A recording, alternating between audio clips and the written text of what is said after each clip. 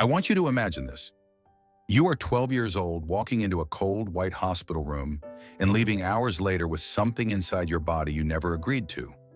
No warning, no explanation, no choice. This isn't fiction. This happened to hundreds, maybe thousands of girls in Greenland, and for decades, nobody spoke about it. I'm here to break that silence, to uncover the stories that were hidden, ignored, or dismissed. If you care about forgotten histories, subscribe, because these voices deserve to be heard. Between 1966 and 1991, a generation of Greenlandic girls and women were given IUDs, often without their informed consent. Some were 13, some even younger. Many didn't learn what had been done to their bodies until decades later. This wasn't an accident, it was policy, and it left deep, lasting scars. It wasn't one doctor, one hospital, or one year. It was a coordinated health campaign. On paper, it was public health. In reality, it became a quiet, systemic violation. Girls were summoned, sometimes taken, often told it was necessary. And in those sterile rooms, decisions were made for them. Decisions that shaped their bodies, their futures, their lives. Investigations collected 354 formal testimonies. A lawsuit filed in 2024 included 143 women, but experts believe the true number stretches into the thousands. Many remain silent, afraid, ashamed, or simply unaware of what was taken from them. A silent policy repeated for decades, leaving a generation without choice.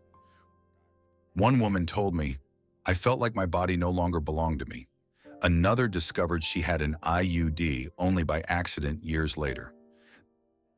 The details differ, but the pain is the same. This is not a story of isolated mistakes. It's a story of repeated harm and of voices long silenced. An IUD is a small device placed inside the uterus. It is safe when freely chosen, effective when understood. But the harm here was never the device. It was the secrecy, the silence, the lack of consent. It was stealing choice from children who didn't yet know what choice even meant. For decades, the scandal sat buried in archives. Then the women began to speak. Journalists dug up documents. Families demanded answers. And suddenly, a country that prided itself on care was forced to confront something uncomfortable, that it had failed an entire generation. In 2024, women filed lawsuits against the Danish state. Independent commissions confirmed the pattern.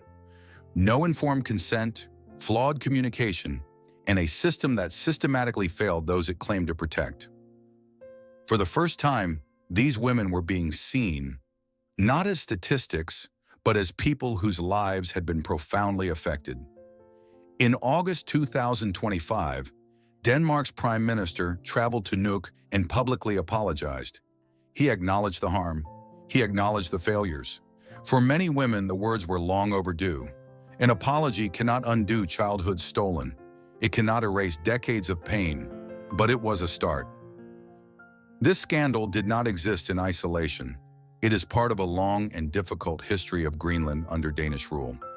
Decisions were made far away by people who never lived in these communities. Policies were implemented without cultural understanding, without respect for autonomy, without consent. Some women lived with constant pain. Others feared infertility. Many carried an invisible scar, the trauma of a system that claimed their bodies as its own.